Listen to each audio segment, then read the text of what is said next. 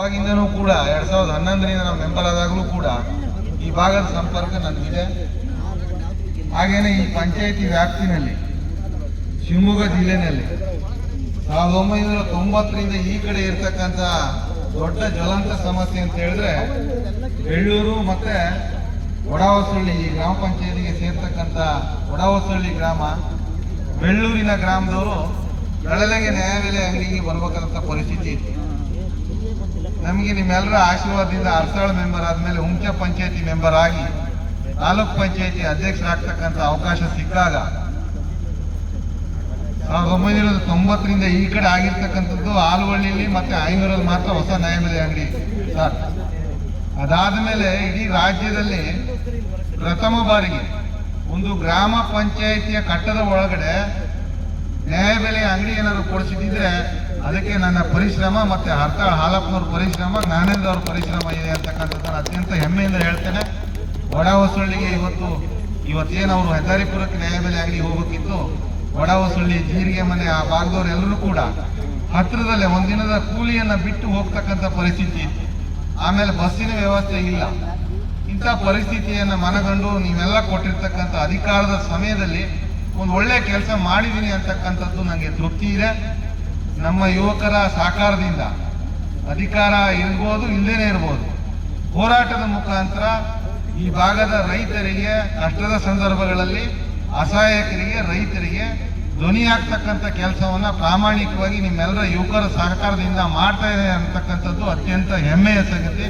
ನನಗೂ ಅದರಲ್ಲಿ ತೃಪ್ತಿ ಇದೆ.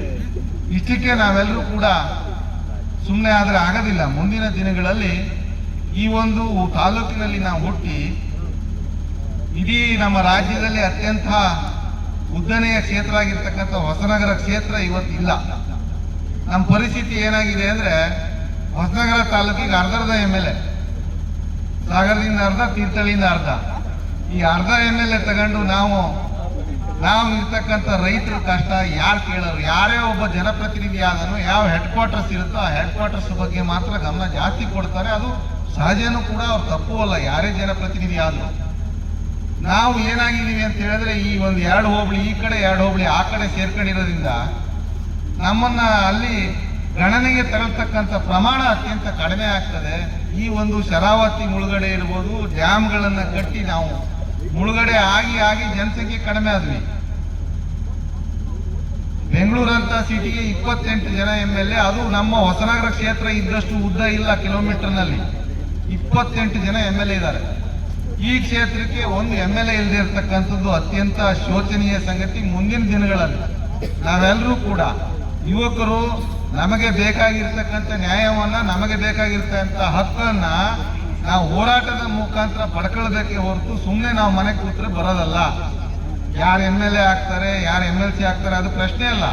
ಈ ಕ್ಷೇತ್ರಕ್ಕೆ ಒಂದು ಕೂಗು, ಈ ಕ್ಷೇತ್ರಕ್ಕೆ ಒಂದು ಗಟ್ಟಿ ಧೈರ್ಯ ಬರ್ತಕ್ಕಂಥ ಪರಿಸ್ಥಿತಿ ನಿರ್ಮಾಣ ಆಗಬೇಕು. ನಮ್ಮ ಕೂಗನ್ನ, ನಮ್ಮ ಕಷ್ಟವನ್ನ ಆಲಿಸ್ತಕ್ಕಂಥವ್ರು ಹೊಸನಗರ ತಾಲೂಕಿನಲ್ಲೂ ಒಬ್ಬರನ್ನ ಆಯ್ಕೆ ಮಾಡ್ತಕ್ಕಂಥ ಪರಿಸ್ಥಿತಿ ಮುಂದಿನ ದಿನಗಳಲ್ಲಿ ಬರಬೇಕು. ಇದ್ರ ಬಗ್ಗೆ ಯುವಕರು ಮುಂದಿನ ದಿನಗಳಲ್ಲಿ ಹೋರಾಟವನ್ನು ರೂಪಿಸಿದಂಥ ಸಂದರ್ಭದಲ್ಲಿ ಪಕ್ಷಾತೀತವಾಗಿ ಎಲ್ಲ ಹಿರಿಯರ ಸಮ್ಮುಖದಲ್ಲಿ ಮುಂದಿನ ದಿನಗಳಲ್ಲಿ ಆ ಹೋರಾಟವನ್ನ ಕೈಗೆತ್ತಿಕೊಳ್ಳೋಣ ಅಂತ ಹೇಳ್ತಾ, ಈ ಒಂದು ಊರಿನ ವಿಚಾರದಲ್ಲಿ ಬಂದರೆ ಹಲವಾರು ಸಂದರ್ಭದಲ್ಲಿ ಸ್ಟ್ರಂಚ್ ಮಾಡ್ತಕ್ಕಂಥದ್ದು ಇರ್ಬೋದು, ಮುಳುಗಡೆ ರೈತರನ್ನ ಒಕ್ಕಲೆಬ್ಸ್ತಕ್ಕಂಥದ್ದು ಇರ್ಬೋದು, ಸುಖ ಸುಮ್ಮನೆ ಗೊತ್ತಿಲ್ಲದೇನೆ ರೆವಿನ್ಯೂ ಜಾಗದಲ್ಲಿ ಸ್ಟ್ರಂಚ್ ಹೊಡಿತಕ್ಕಂಥದ್ದು ಇರ್ಬೋದು, ಅಂತ ಎಲ್ಲ ಸಂದರ್ಭದಲ್ಲೂ ಕೂಡ ನೀವೆಲ್ಲರೂ ನನ್ನ ಗಮನಕ್ಕೆ ತಂದಾಗ ಆ ಕ್ಷಣದಲ್ಲಿ ಬಂದು ಹೋರಾಟದ ಮುಖಾಂತರ ನಮ್ಮ ರೈತರಿಗೆ, ಅಸಹಾಯಕರಿಗೆ, ಬಡವರಿಗೆ ನ್ಯಾಯ ಕೊಡ್ತಕ್ಕಂಥ ಕೆಲಸವನ್ನು ನಾನು ಪ್ರಾಮಾಣಿಕವಾಗಿ ಮಾಡಿದ್ದೇನೆ.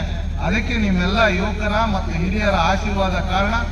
ಆ ಒಂದು ಆಶೀರ್ವಾದ, ನಿಮ್ಮೆಲ್ಲರ ಪ್ರೀತಿ ವಿಶ್ವಾಸ ಮುಂದೇನೂ ಕೂಡ ಇಲ್ಲಿ ನಡೀತಕ್ಕಂಥ ಯಾವುದೇ ಸಾಂಸ್ಕೃತಿಕ ಕಾರ್ಯಕ್ರಮ ಇರ್ಬೋದು, ಒಂದು ಕ್ರೀಡಾ ಚಟುವಟಿಕೆ ಇರ್ಬೋದು, ಈ ಊರಲ್ಲಿ ಆಗ್ತಕ್ಕಂಥ ಸಮಸ್ಯೆ ಇರ್ಬೋದು, ಆ ಸಮಸ್ಯೆಗಳೆಲ್ಲ ಬಂದಾಗಲೂ ಕೂಡ ನಿಮ್ಮೆಲ್ಲರ ಜೊತೆ ನಾನು ಈ ಊರಿನ ಒಬ್ಬ ನಿಮ್ಮ ಸ್ನೇಹಿತನಾಗಿ, ನಿಮ್ಮೂರಿನ ಒಬ್ಬ ಮಗನಾಗಿ ನಿಮ್ಮ ಜೊತೆಗೆ ನಿಲ್ತೇನೆ ಅಂತಕ್ಕಂತಹ ಭರವಸೆಯನ್ನು ಈ ಸಂದರ್ಭದಲ್ಲಿ ಕೊಡ್ತಾ, ನಿಮ್ಮೆಲ್ಲರ ಪ್ರೀತಿ ವಿಶ್ವಾಸ ನನ್ನ ಮೇಲೆ ಹೀಗೆ ಇರಲಿ, ಶುಭಾಶಯಗಳನ್ನ ತಿಳಿಸ್ತಾ ಇದ್ದೇನೆ. ಈ ಕಾರ್ಯಕ್ರಮ ಅತ್ಯಂತ ಯಶಸ್ವಿಯಾಗಲಿ. ಬಹಳ ಕಷ್ಟ, ಒಂದು ಟೂರ್ನಮೆಂಟ್ ಮಾಡ್ತಕ್ಕಂಥದ್ದು ಇದೆಯಲ್ಲ, ನೀವು ಮಾಡಿರ್ತಕ್ಕಂಥ ಯುವಕರಿಗೆ ಗೊತ್ತು ಕಷ್ಟ. ಇವತ್ತಿನ ಬಿಸಿ ಶೆಡ್ಯೂಲ್, ಎಲ್ಲರೂ ಬಿಸಿ ಇದ್ದಾರೆ. ಬಿಸಿಯಾಗಿರ್ತಕ್ಕಂಥ ಕಾಲದಲ್ಲಿ ಈ ಊರಿನ ಗ್ರಾಮದ ಒಂದು ಹೆಸರು ಉಳಿಲಿ ಅಂತ ಹೇಳಿ ಯುವಕರೆಲ್ಲ ಸಮಯ ಕೊಟ್ಟು ಮಾಡಿದ್ದಾರೆ. ನಾವೆಲ್ಲರೂ ಹಿರಿಯರು, ಊರಿನ ಎಲ್ಲರೂ ಕೂಡ ಅವರಿಗೆ ಹೆಚ್ಚೆಚ್ಚು ಸಹಕಾರವನ್ನು ಕೊಡಿ. ಈ ರೀತಿಯ ಒಳ್ಳೆ ಕೆಲಸಗಳನ್ನ ಮಾಡಲಿ, ನಮ್ಮ ಯುವಕರಿಗೆ ಇನ್ನು ಪ್ರೇರಣೆ ಆಗೋ ರೀತಿಯಲ್ಲಿ ತಾವೆಲ್ಲರೂ ಸಹಕಾರ ಕೊಡಿ ಅಂತ ಹೇಳಿ ಬಂದಿರತಕ್ಕಂಥ ಎಲ್ಲ ಹಿರಿಯರು ಮತ್ತೆ ಜನಪ್ರತಿನಿಧಿಗಳ ಹತ್ರ ನಿಮ್ಮಲ್ಲಿ ವಿನಂತಿಯನ್ನು ಮಾಡ್ತಾ ಈ ಕಾರ್ಯಕ್ರಮಕ್ಕೆ ಬಂದು ಮುಂಚೆದ ಒಂದು ಕಾರ್ಯಕ್ರಮ ಇದೆ, ಹಾಗಾಗಿ ನಾನು ಹೋಗ್ತಾ ಇದ್ದೇನೆ.